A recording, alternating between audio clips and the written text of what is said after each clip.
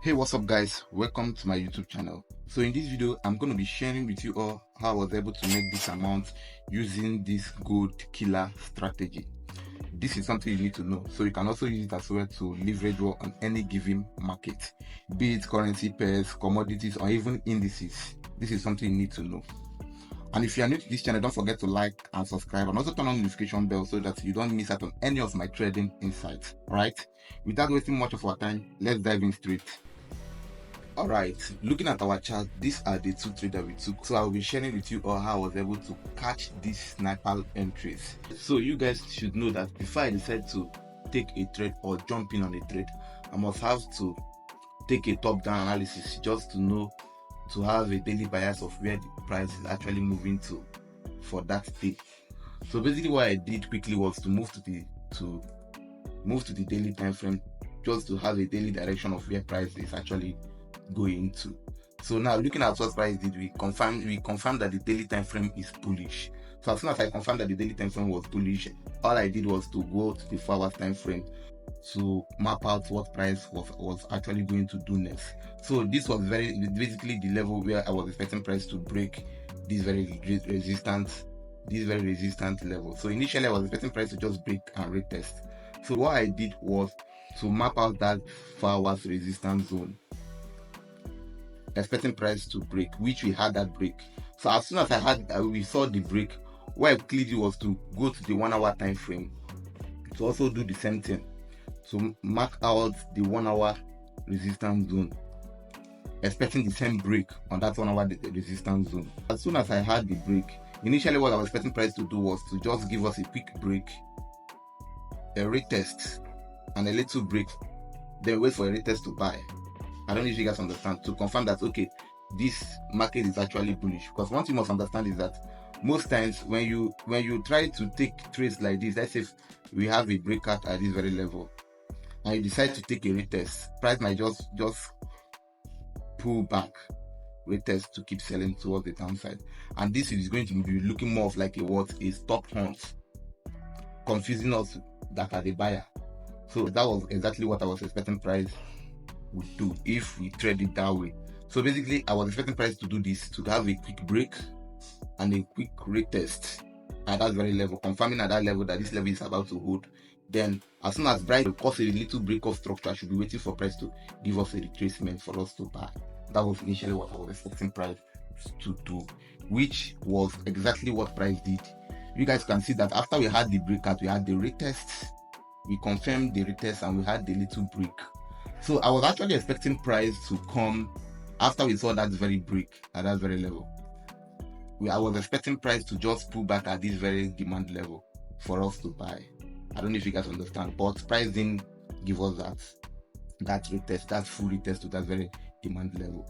But it formed another pattern which made it very interesting. So after price rejected, failed to come at this very demand zone, we had price created another demand at this very level.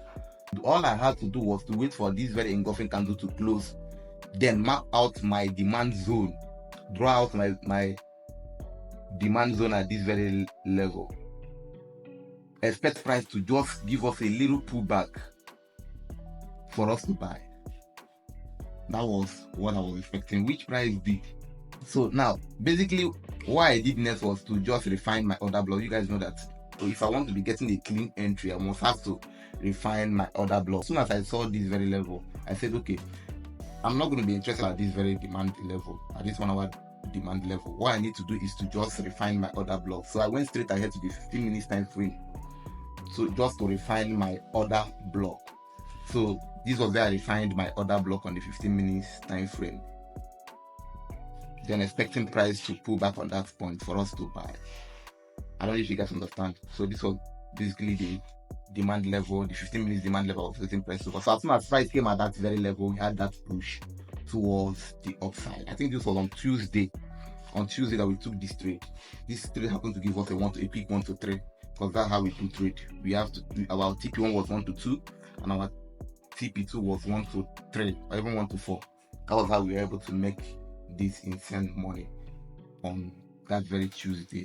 Then on this very second trade, sorry guys, let me delete this. Let me delete this quickly. So now on this very second trade that we took, I will show you guys how we were able to catch the same sniper entries as the same thing as this. So basically what I did was, when price went straight ahead to the daily time frame, we had a daily resistance zone at this point. After we took that buy, we had a daily resistance zone at this very level. So looking at what price did at that very point, we had, as soon as price came at that very daily resistance zone, we had that reaction towards the downside. This gives the sellers the advantage to push price further down to that very level. So what I did was to quickly go to the 4 hours time frame to have a clearer view of what price is actually doing at that very point. So on that same level, we still had that very resistance level which we mapped out. We saw that price rejected firstly, rejected secondly, and we had that break towards the downside. As I saw that break, what I did was to go to the 1 hour time frame to map out my zone of interest.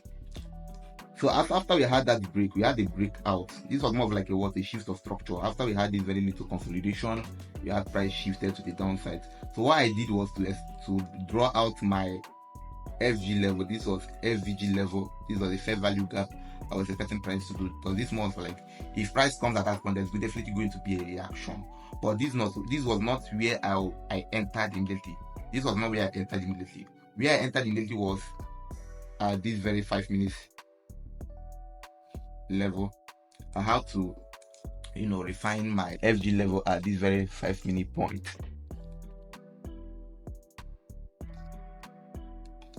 This was actually where I refined the FVG level. So basically, as soon as price came at that point, we had that reaction towards the downside. That was how we are able to catch this trade all through to the downside. I think this gave us about 1 to 3 weeks to reward. Our first TP was 1 to 2. Our TP2 was 1 to 3. Quickly, if we would have held this trade all through to this very level, you would have made at least, sorry guys,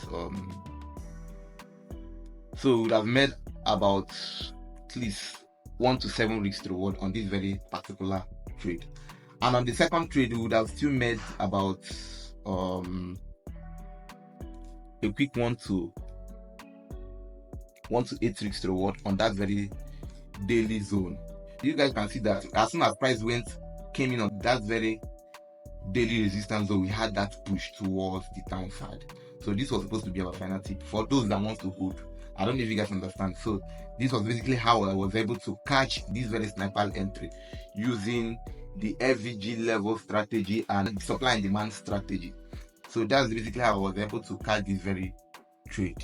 Now, the one thing you guys must understand is that before I enter my trade, I must have to analyze from the daily time frame all down through the 4 hours to the 1 hour time frame before I can decide to just hop in or join a trade, either on the 15 minutes time frame or even on the 5 minutes time frame. And what I basically do was just to refine my order block and even refine my FG level just to get a clean sniper entry to the downside or even to the upside. I don't know if you guys understand. So that was how I was able to leverage war trading with this very strategy. If you found this helpful, don't forget to like, subscribe, and also turn on the notification bell so that you don't miss out on any of my trading insights or any given strategy I will be posting next on my YouTube channel. Alright, thank you and see you on my next video.